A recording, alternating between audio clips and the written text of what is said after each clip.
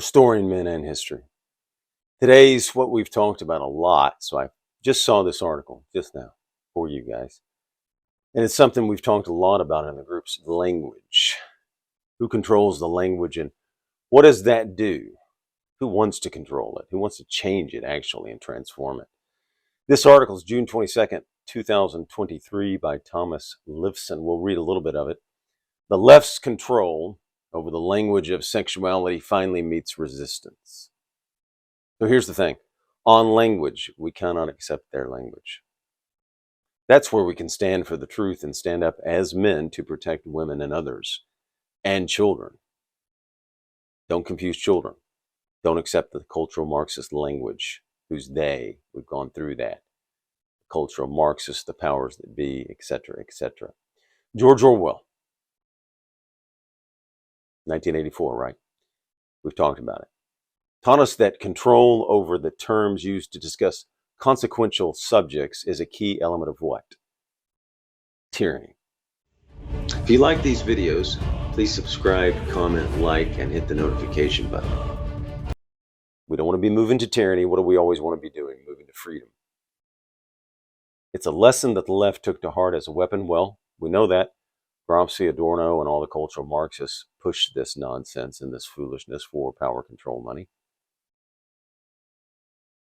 No better example exists today than the language of sex, which the left has asserted control over, immensely assisted by its dominance of the major media organs. Well, not just the major media organs. Corporate America's in the tank, and why is that? Because of up there in Wall Street, right? Calling genital mutilation gender-affirming care, foolishness and wicked. You don't confuse children. Calling genital mutilation gender-affirming care, it's not. It's confusion, and they know it. Children are impressionable. It's up to us men to protect them peacefully by speaking the truth. Let's go on.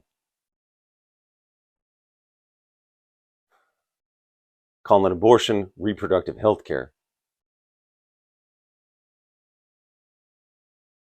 and its advocacy as choice. Virtually the entire medical, academic, get this, and journalistic what? Establishments. We've talked about the establishment. Virtually the entire medical, academic, and journalistic establishments employ the term gender-affirming care now. Here's another word that's not in this article, but I'll pull it out. Birthing person. No, it's mothers. That's what it is. We're going to end the foolishness peacefully. Virtually the entire medical, academic, journalistic establishment, the experts, employ the term gender-affirming care. How can you even take these people seriously? But finally, there's a growing movement that has attracted at least one piece of critical support and fighting back. It started yesterday with a grassroots tweet from a therapist named James Esses. This is from Twitter. Yesterday, after posting a tweet saying that I reject the word cis, quote, and don't wish to be called it, I receive a slew of messages from trans activists calling me sissy, telling me that I'm a cis, whether I like it or not. Yeah, see how they want to define you? But you're not allowed to call them what they are. You see that? Control. They want to control the language. Why?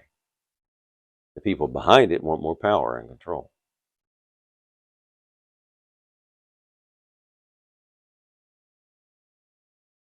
All right.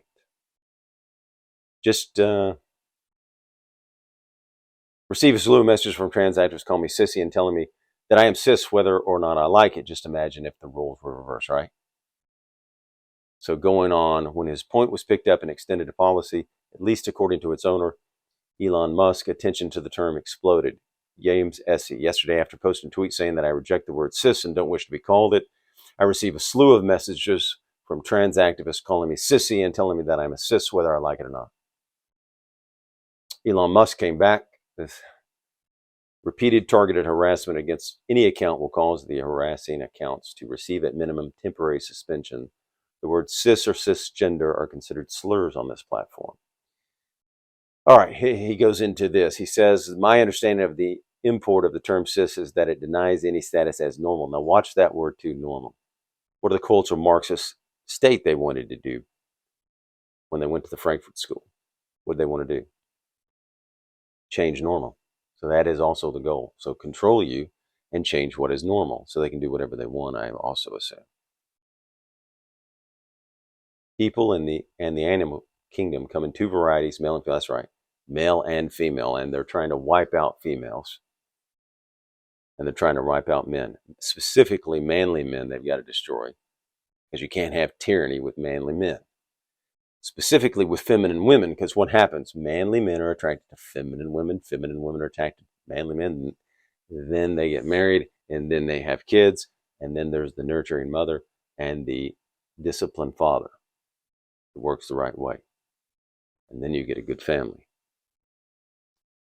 Male and female. Thanks to modern science, we know that these two, and only these are determined by chromosomes, right? Equally binary, XY and XX. However, I say, look, it's just foolishness. It's male and female. That's it.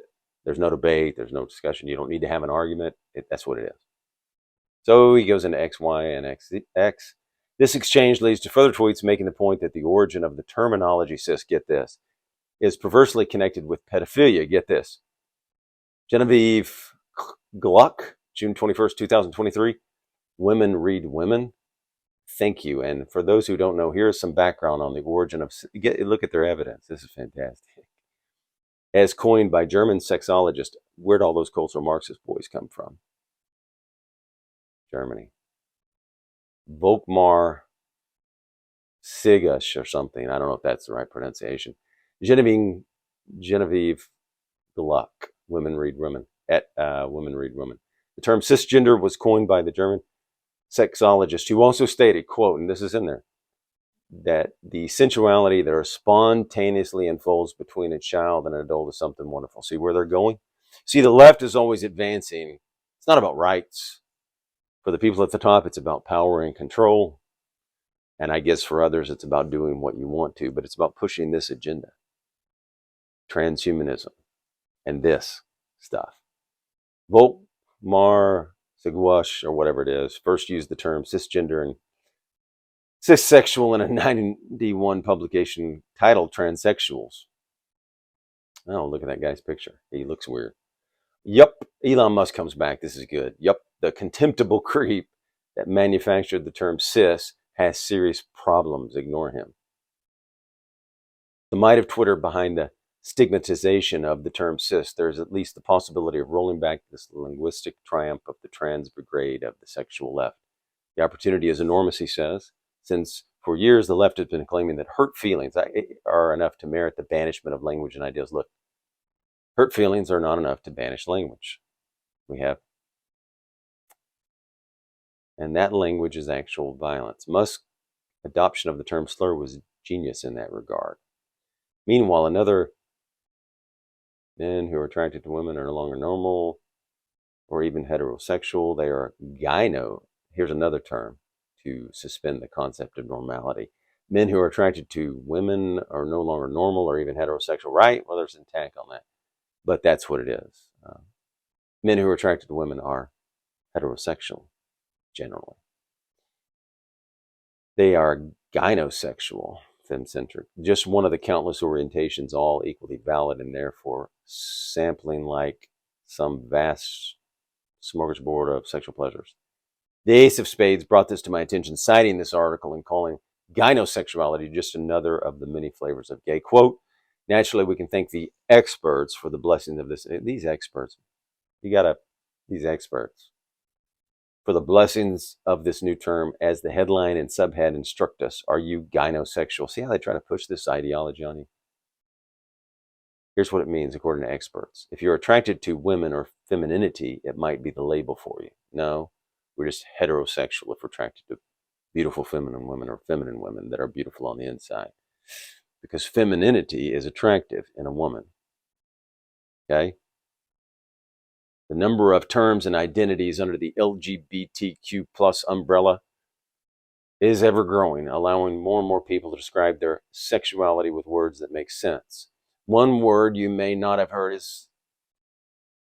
that is helping some people express who they are is gynosexual. No.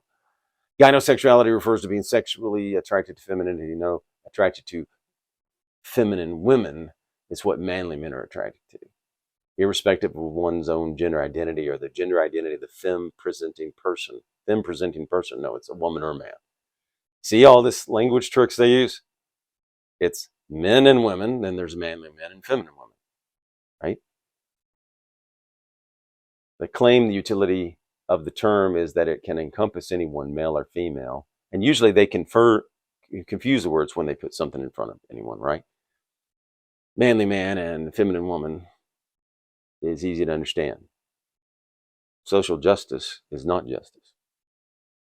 It's a relatively birthing person is not a mother. It's mothers. See the language? Got to watch this. Men, you got to watch this and stand for the truth everywhere you go, peacefully. They want the other. We want to be peaceful. It's a relatively new term in the lexicon of sexual orientation. See, sexual orientation. Created to offer a more inclusivity for people who don't identify within the traditional gender bias. And see, you don't want to confuse kids, right?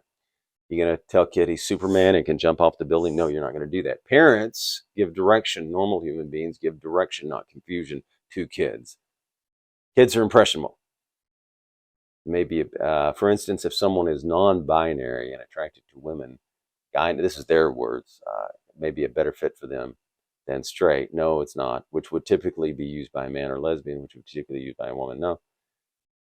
Well, I have no expertise on what non-binary people think or feel. Doesn't the very status claim to indicate that they aren't particularly attracted to one sex or the other?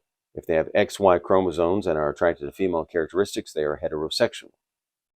If they are XX chromosomes, they are lesbians, he's saying.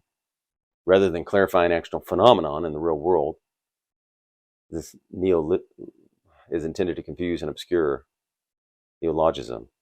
In 1 month plus since the arrival of the article in Men's Health, which, judging from its many beefcake photos, is aimed at gay males, he's saying, I don't know what this is. I have not seen an explosion of the term gynosexual. Okay, perhaps this is just a trial balloon. Anyway, look, here's the thing. Language. We have to stand for the truth as men, and it's up to the men to stand for the truth firm. That is your mission. Stand for the truth on these large issues. Don't let the Marxist, the cultural Marxist, the progressive control the language. We can do that personally, in person, in homes, with your family, and everywhere we go. It doesn't have to be done by the government. We can do this. Okay? Language, control, normal. Oh, yes, one more thing. They don't define normal. Sorry, cultural Marxists, you don't get to define normal. What's it for? Well, the people behind it want more power, control, wealth. And if you take out the manly men from society, what do you get? More power. You don't have anybody to stand in your way. If you take out the feminine women, you have less marriages. Right? Because manly men want feminine women. Feminine women want manly men. And there are roles there.